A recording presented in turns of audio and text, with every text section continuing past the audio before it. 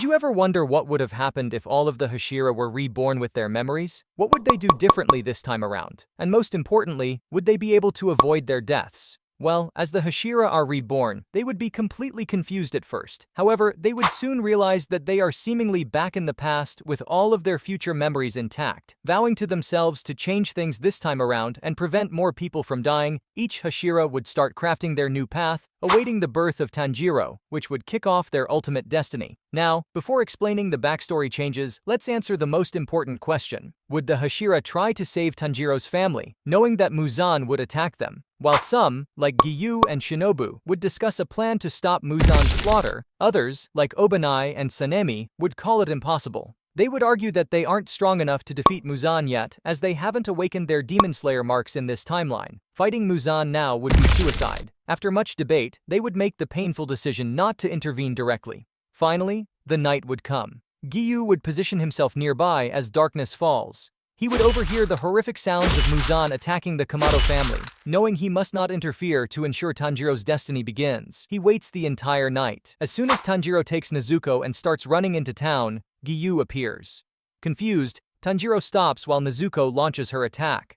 This time, Giyu calmly stops her without trying to kill her, putting her to sleep while telling Tanjiro that everything will be okay. Although Tanjiro is confused, he senses Giyu's kindness. The Hashira helps Tanjiro bury his family before sending the siblings to Urokodaki. Giyu gives his report to the former Water Hashira in person, telling him immediately that there is something special about these two. You see, when Giyu was reborn, he started training from a much younger age, seeking out Urokodaki earlier. Just like before, he met Sabito and Makomo. However, this time, Giyu was determined not to let them die. Becoming a master of water breathing much earlier, Giyu ensured he joined the final selection the same year as them. As soon as the test started, Giyu rushed toward the hand demon and, with one decisive strike, cut the demon's head clean off. Thanks to this, Sabito and Makomo survived. Back in the present, despite having Sabito and Makomo to train with, it still takes Tanjiro almost 2 years to master water breathing. However, his final selection passes much more easily without the hand demon. When he returns to Urokodaki, Giyu, Sabito, and Makomo are waiting to congratulate him. Tanjiro's journey continues through the Swamp Demon mission until he reaches Asakusa. There, he meets Tamayo. This leads to a major change. Tamayo explains she is already working with the Demon Slayer Corps. Specifically, she has been working with Shinobu for years, collaborating on a poison to turn demons back into humans much earlier than in the original timeline. After the events at Natagumo Mountain, Tanjiro arrives at the Butterfly Mansion. In the past timeline, the Hashira wanted to execute Nezuko. This time, however, they quickly accept her as one of their own. Even Sanemi acts civil toward her, leaving Tanjiro utterly confused by their kindness. Now, let's look at what the other Hashira changed in their pasts. Muichiro, knowing his brother would die, sought out Kagaya much earlier. Kagaya accepted both twins. They trained hard together, becoming the dual mist Hashira of the Corps. Yes, Yuichiro is alive in this scenario. Sanemi used his memories to prevent his mother from becoming a demon, saving his entire family. Because of this, he and Genya have a strong relationship from the start, fighting demons together as brothers.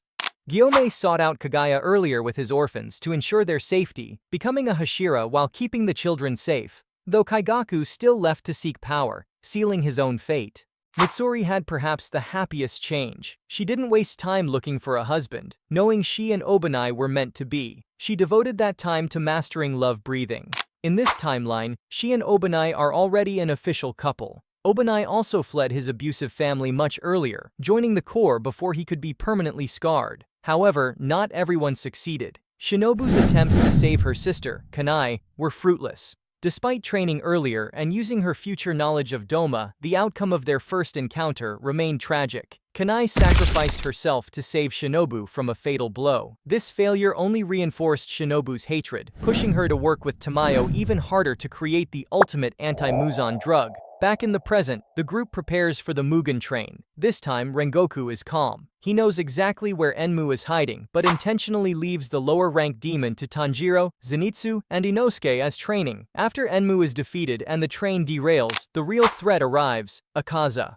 Rengoku engages Akaza. He is visibly stronger this time, surprising the upper rank 3. However, Akaza's regeneration is still too much. But just as Rengoku reaches his limit, the true plan springs into action. Rengoku retreats slightly, preparing his ultimate technique. As Akaza prepares to counter, he is suddenly ambushed by Giyu and Tengen, who were hiding nearby. The three Hashira coordinate their attacks from different angles. Rengoku, Giyu, and Tengen slash at Akaza simultaneously. With the sun rising and the overwhelming pressure of three Hashira, Akaza cannot escape. He turns to dust. Rengoku survives. Seeing this level of teamwork motivates Tanjiro just as much as Rengoku's death did in the original timeline. Plus, he now has Rengoku as a living mentor. Next is the entertainment district. Tengen Uzui leads the mission, knowing it's his turn to defy fate. He speeds up the investigation by revealing to Tanjiro immediately that he suspects Daki. When the battle begins, Tengen instructs the boys to handle Daki while he takes on Gyutaro alone.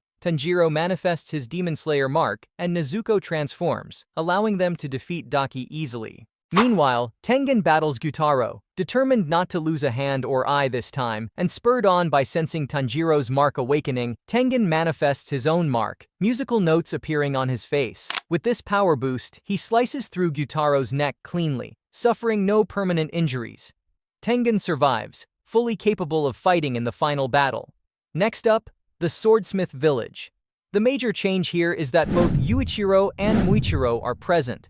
They show off incredible teamwork against the Yoriichi Zero doll and are friendly to Tanjiro from the start. When the attack begins, the twins engage Gyoko, upper rank 5. With two missed Hashira, the fight is one-sided. They both awaken their marks and kill Gyoko within minutes. They then rush to help Tanjiro, Genya, and Mitsuri, who are holding off Hantengu. Mitsuri awakens her mark as well. Realizing they have the upper hand, the Hashira let Tanjiro chase down the main body alone to facilitate his growth. Tanjiro kills Hantengu just as the sun rises, and Nezuko conquers the sun. The stage is set for the final war. Hashira training begins, with Rengoku and Tengen present to make the core stronger than ever. At this point, the Hashira know about Kagaya's plan to sacrifice himself. Surprisingly, no one tries to stop him. They understand his resolve and choose to spend his final days by his side rather than arguing. They refine their strategy for the Infinity Castle. Instead of rushing in blindly, they position themselves around the mansion so they will fall into specific locations near their target demons. Rengoku and Tengen position themselves near Shinobu to target Doma. Yuichiro stays close to Muichiro to face Kokushibo. The night arrives. Muzan appears. Kagaya blows up the mansion, and Tamayo attacks. This time, the drug she injects is far more potent due to her years of collaboration with Shinobu. Muzan is weakened significantly. The Hashira rush in and fall into the Infinity Castle. Rengoku and Tengen land with Shinobu near Doma's palace. The battle is fierce. Rengoku keeps Doma busy with intense flames, preventing him from using his ice efficiently. This allows Shinobu to land multiple strikes, injecting a highly concentrated poison developed specifically for this moment. Doma is momentarily paralyzed. Rengoku and Tengen seize the opening, decapitating him instantly. Shinobu then injects a final dose of poison into his head to prevent any regeneration. The upper rank 2 is dead, and Shinobu survives. Simultaneously, Gyome's group, including Sanemi, Genya, and the Tokido twins, engages Kokushibo. Kokushibo fights with full force against this army of marked Hashira. The battle is brutal. Sanemi is stabbed, Gyome loses fingers, and Yuichiro takes a devastating slash to the stomach, mirroring Muichiro's death in the original timeline. But Yuichiro hangs on. Genya eats a piece of Kokushibo's flesh, immobilizing the demon with his blood demon art. The Hashira turn their blades red and launch a simultaneous strike, finally crumbling the upper rank 1 into dust. Yushiro manipulates Nakime to destroy the castle, flinging everyone to the surface. The final standoff against Muzan begins. The Slayers are in much better shape than in the original story. They have Rengoku, Tengen, and the twins. They attack Muzan in coordinated waves. Those with red blades slash at his flesh to hinder regeneration, while others act as decoys. Shinobu joins in, using poisons to further slow Muzan down. Although Muzan fights back ferociously, wounding several Hashira, he is simply overwhelmed by the number of high-level combatants. As the sun begins to rise, Tanjiro jumps in with the 13th form of sun breathing. Muzan's body begins to disintegrate. Desperate, Muzan attempts to transfer his consciousness into Tanjiro to make him the new Demon King. However, the Hashira are ready. They instantly pull Tanjiro away, breaking the connection.